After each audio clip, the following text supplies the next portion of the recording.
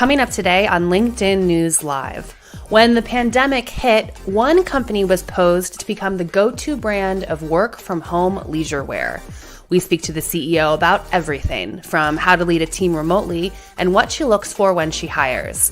Plus, colleges are taking a stand on vaccines for fall admissions. All that next.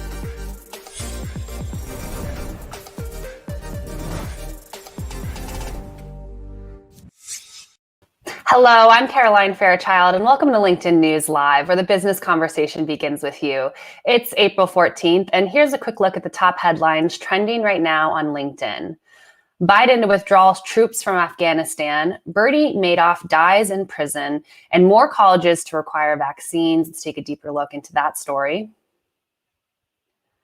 Colleges and universities have declared that students will need to prove they have received an approved coronavirus vaccine to return to campus in the fall. A cluster of prominent universities, such as Duke University, Go Duke, Brown, and Northeastern University, have confirmed students must be fully vaccinated before the first day of class. Joining us now to discuss is Beth Kutcher, who's managing news editor for us here at LinkedIn. Beth, good morning. So what's going on here? What's at stake for these universities as they think about bringing students back in the fall? Right. So as we all know about COVID, it's very contagious, and the new variants may be even more so. And it tends to spread very rapidly in communal living centers like fraternities, sororities, dormitories, even these large lecture halls in these old Gothic buildings that might not be up to modern ventilation standards. These are potential super spreader events. And the New York Times, which has been tracking this, found that there have been 120,000 cases linked to college campuses, including, unfortunately, more than 100 deaths among students and staff. And so when you look at those numbers, they really have only two choices. One, require vaccination, or continue to play this game of whack-a-mole with testing and contact tracing, which, as we've heard, is not really that effective. So it sounds like the numbers are supporting that they require vaccinations, but of course there's going to be some pushback here. Not everyone wants to be vaccinated. So what are the universities up against in terms of admissions, in terms of the students that will maybe say, hey, I don't want to return back? Right. So I posted a poll yesterday asking my network what they thought of this, and about 2/3 said that they would support required vaccines, which mirrors what national surveys, more scientific polling has shown too.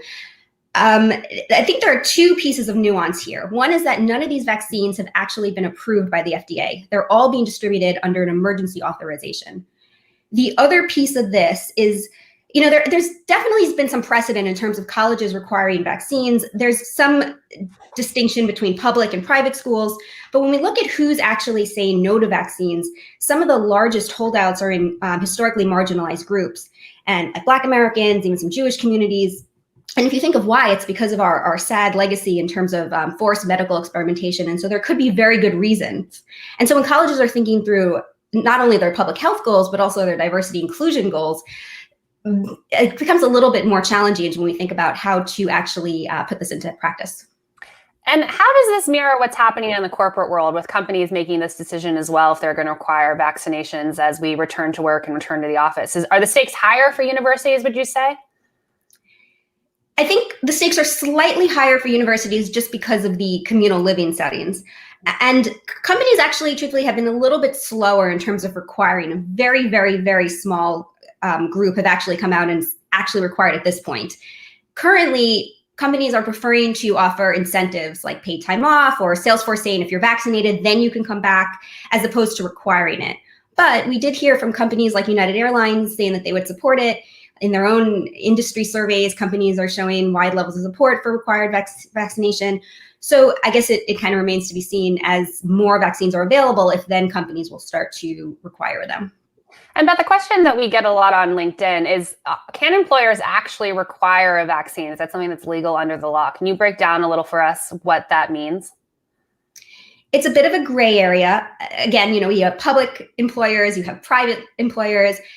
We're dealing with new territory here. But back in December, it's worth noting that the EEOC, the Equal Employment Opportunity Commission, came out and said that employers can require vaccinations as long as they carve out exceptions for medical reasons and sincerely held religious beliefs. So that's laying the groundwork, and we'll see what happens. But it's also fair to say there could be some litigation that happens as a result. All right, Beth. Well, thanks for joining us. Thanks for wearing the color of my alma mater, Duke, is one of the universities that is choosing to do this, and Cornell as well, right? Is choosing to requiring vaccinations. Go Big Red. So thanks for joining us. Thank you. That was Beth Kutcher, who's managing news editor for us here at LinkedIn. And for more stories like these, be sure to check out the news module to the right of your LinkedIn feed. Or if you're in mobile, you can click into that search box. The pandemic has changed how we do a lot of things, but shopping may be the one thing on the top of that list. While points during this crisis, spending on regular clothing and accessories have fallen as much as 79%, demand for sweatpants, leggings, and hoodies skyrocketed. Our guest, Ashley Merrill, is the CEO of Lunya Sleepwear brand, and she, of course, had a front row seat to these fashion trends. Ashley, welcome to LinkedIn News Live. Thank you so much for having me. It's great to see you. First, I want to quickly check in with your daughter down there. How is virtual schooling going? I think in the guide, we shouldn't have the guides of how you're balancing this right now. Well, as you saw in the prep, I was trying to be both present at my daughter's Star of the Week presentation while trying to get ready for this. So, balance is, Zoom maybe has helped me out a little bit, but balance is always a challenge. She's Star of the Week. Well, congratulations. I think everyone in the LinkedIn stream right now is also saying congratulations to your daughter. So we appreciate that. Ashley, I want to unpack how you've been leading Lunya through this pandemic, but let's just start with the company to begin with. Of course, we've seen a massive shift in terms of how people are shopping, but Lunya started before this pandemic. What was the category that you were trying to fill there? Yeah, I mean, Lunya really started in 2014, so we've been around for a long time.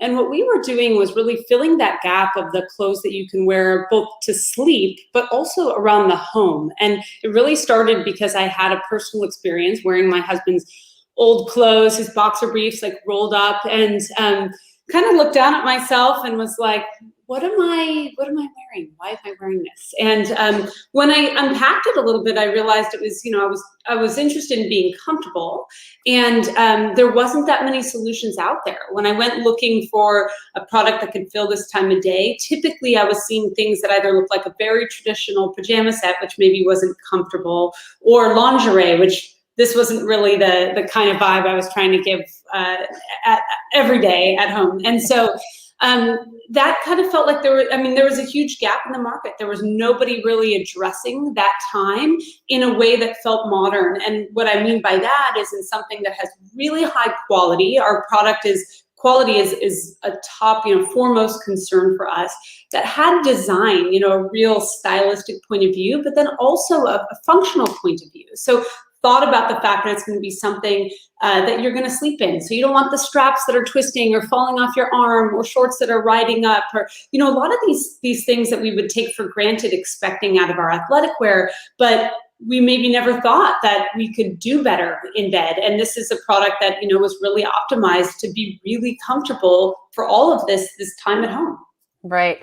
And your theory has always been that we were going to be shifting more towards comfortable clothing. I'm curious what you base that on as someone who's been working in the fashion industry.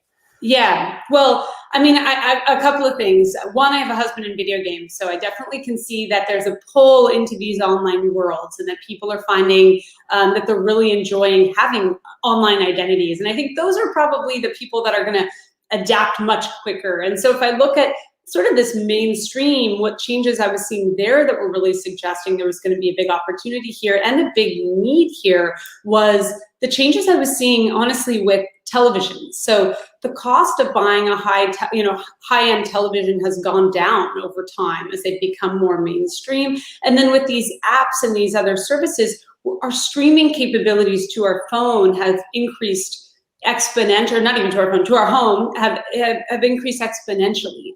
And then now we've got food delivery services, and I mean, honestly, you can get anything delivered to your house these days. And so what I was watching, even in my own personal behavior, was instead of going out to date night, we were opting for let's order and get some great, our favorite restaurant delivered at home, watch it in bed from the comfort of our own home. And so I was watching myself opt out of a lot of the sort of out-of-home experiences. And I do think, given recent COVID time, we're all pretty excited to get out of the home again. And I do think there'll be that component. But I still think on the macro, what I'm seeing is that people are, they're definitely spending more time, they're making their home their sanctuary. And I think, if I were to reference COVID in this too, I think that what it has done is shown us what the future of work could look like in a number of industries. And these are things that I don't think we'll quickly unlearn. And likely, I think a number of industries where possible are moving to some sort of hybrid structure to kind of try to encapsulate the best of both experiences. And so again, that would suggest suddenly now we're not just home for our pleasure time, we're also maybe even going to be home for our work time. So all of this time that you're going to spend at home, it's going to be a time you're going to want to dress a bit more comfortably, but still look and feel put together. Yeah, I was speaking with Rent the Runway CEO Jen Hyman recently, and of course she's betting and hoping and praying that things go the opposite way and people are excited to wear non-Lunya type clothing. But I do think that there is a world in which both can be competitive, and we have spaces where we want to wear both.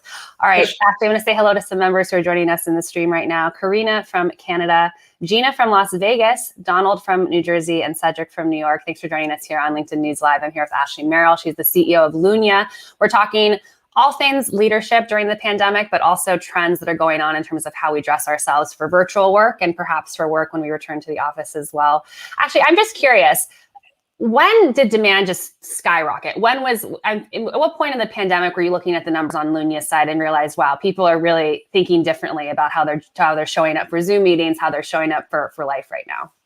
Well, I think what happened, so in March, we plummeted like everybody else, closed stores. That was a scary time as a leader, because I think none of us knew what the world looks like under pandemic. And we were hearing quotes of, massive unemployment that was going to exceed Depression era. And of course it did, but we didn't know what that meant for business. And so I mentioned that just because I think it's easy to kind of think of like, oh, it was all this off to the races. It really was before we saw an increase. We were not sure if we were going to make it through March. And so it was amazing what a roller coaster ride we saw last year.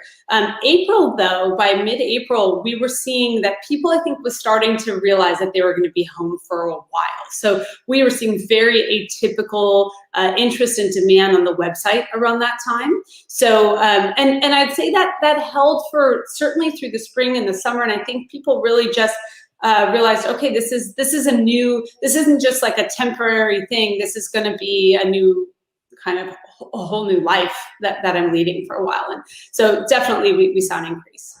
Yeah. And Ashley, you weren't just leading Lunya through this crisis, but you also became chairwoman of Outdoor Voices during a tumultuous time for the company management wise.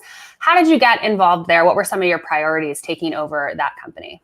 Well, I was, really privileged to have an opportunity to help out at Outdoor Voices. I'm a chairwoman, but I was actively running the business during some of that time.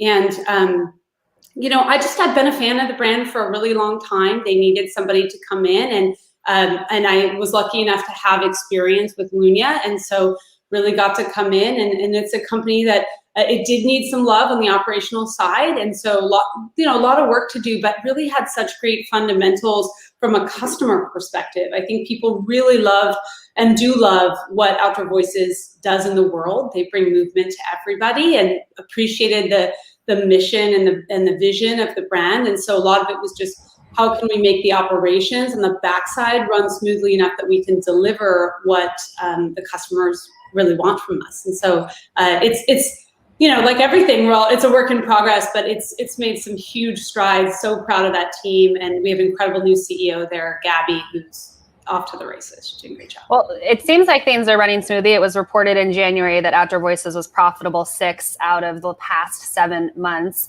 For those in the stream who are running businesses right now, what are some key things that you changed? How did you think about getting to profitability after such a tumultuous time for the brand? Yeah. When you think about profitability, I think a lot of it was just bringing a profitability mindset to how we were operating the business. And I think sometimes, as a company that had raised a lot of capital over its tenure, and the world had shifted, honestly. When early on in that company, a lot of the sort of general narrative was growth at all costs, right? And that persisted for a while, and then the world kind of shifted and really wanted businesses to be more profitable, which makes sense. It's a good business fundamental anyway.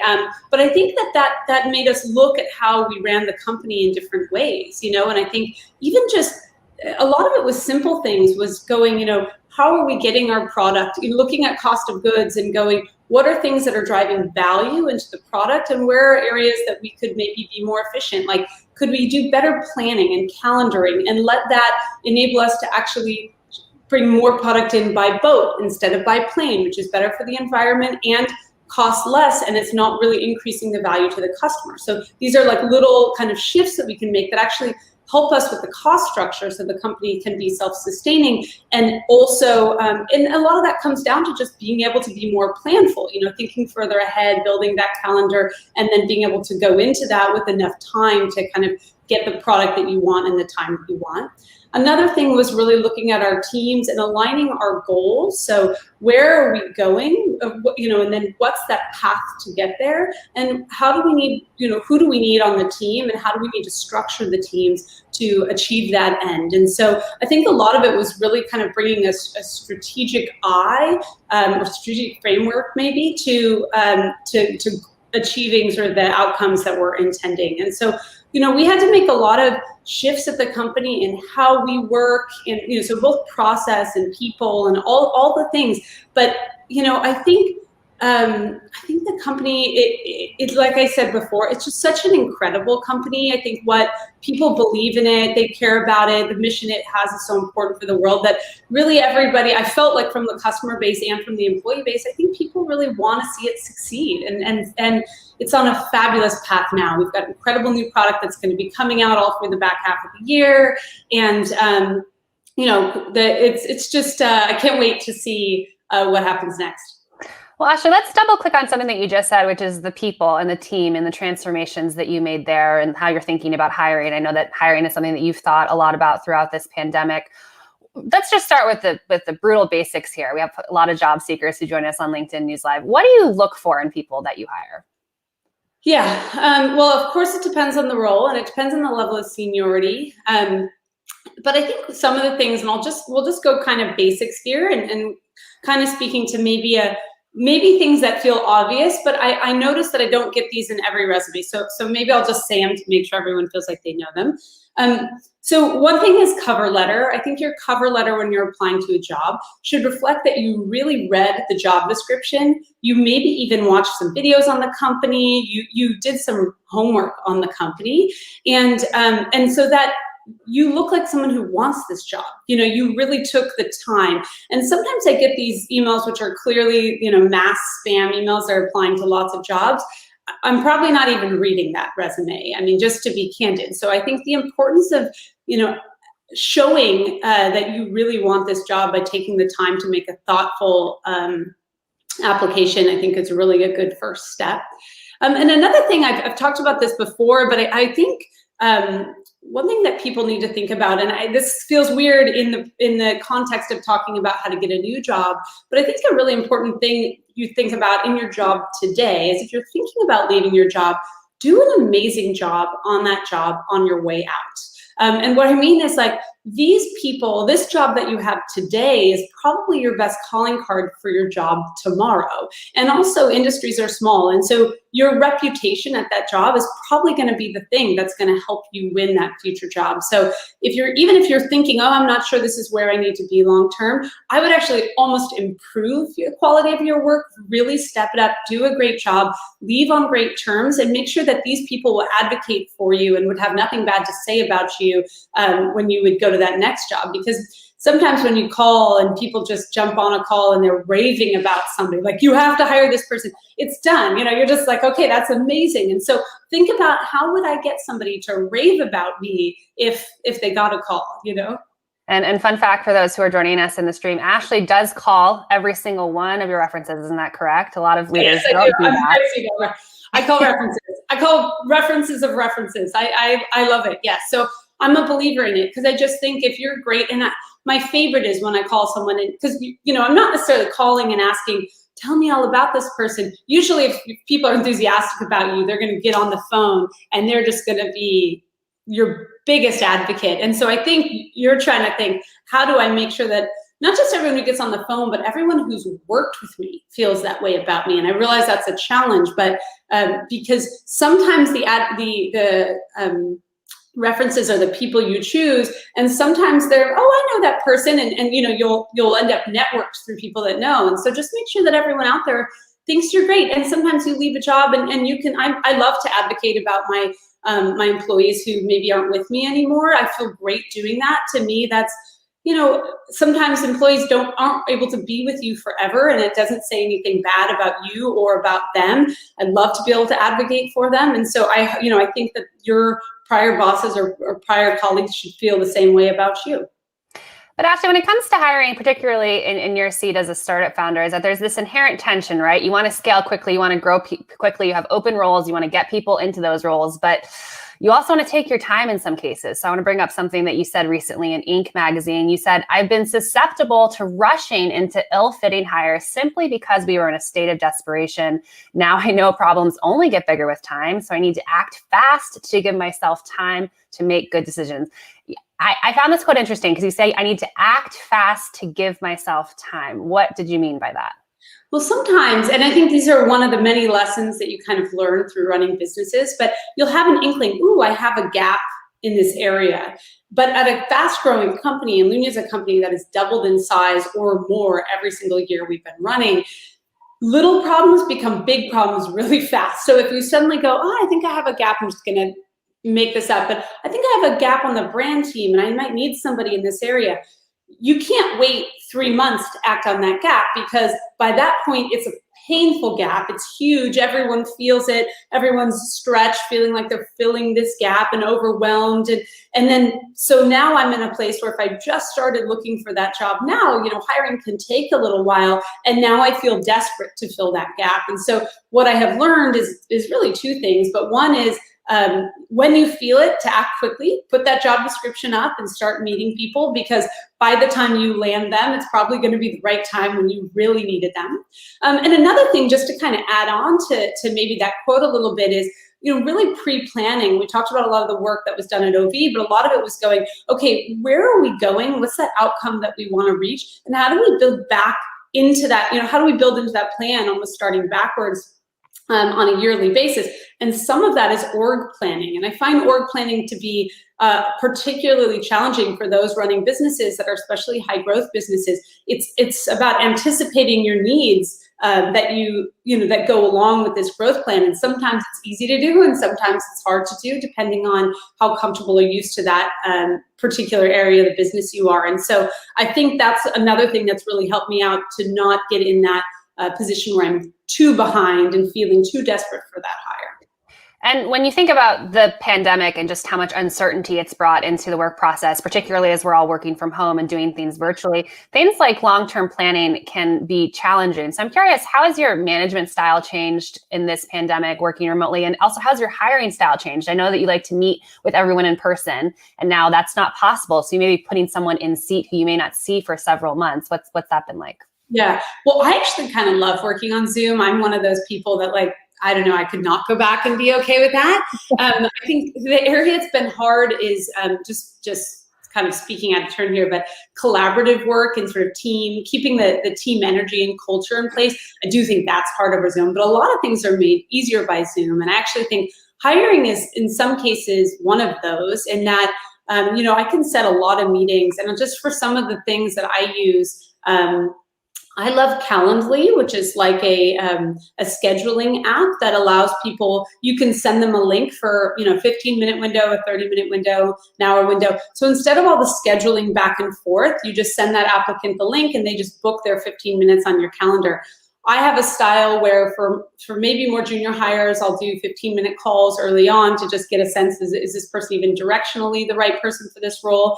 If I'm the first manager, whoever's the first line of sort of interviews, and then we do additional follow-on. So just trying to kind of funnel down the talent pool to make it more manageable early on. And so I'm a big fan of Zoom for this, because honestly, I think it's also easier on the applicant. They're not having to drive to my office and back and get out of work and do whatever. So I do find there to be a real efficiency here.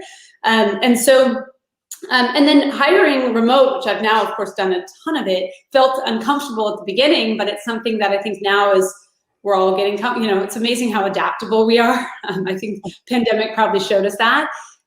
But it's getting comfortable. I've hired lots of people, and I do think you can get a good sense of somebody even through this method. And so it's been pretty great. And for more senior hires, I try to spend a lot of time with people before we bring them on. They introduce them to a lot of people on my team. For senior hires, I also have them meet maybe outside advisors. So that's some of my tips for getting the good senior folks. And then for maybe more junior folks, oftentimes to see a project or a little take-home assignment, I like to get a sense of how someone thinks or how they would approach work. And sometimes that's hard in the interview context. And I'm also a fan of High Five, which is almost like one of those personality tests, but it talks about your top characteristics and how you approach things. It's a great way to, again, kind of get a sense of somebody. There's no wrong outcome, but it lets you know, oh, this person's a brainstormer or, a catalyst or a believer, gives you some sense. So you're like, oh, I kind of think I can get a sense of who this person really is. Well, Ashley, it sounds like you've adapted and pivoted beautifully in this pandemic, and that's probably why you've been so successful with the brands that you've been running. We so appreciate you sharing these insights on LinkedIn News Live and for joining us on today's show. And congratulations again to your daughter, who's Star of the Week. Thank you so much. Thank you. That was Ashley Merrill. She is CEO of Lunia. All right, tomorrow on LinkedIn News Live, we're back with a topic that I'm excited to dive into. We're going to talk about how to think like a breadwinner. We speak to the woman who wrote the book on the topic. I'm Caroline Fairchild. Thanks so much for joining us on LinkedIn News Live.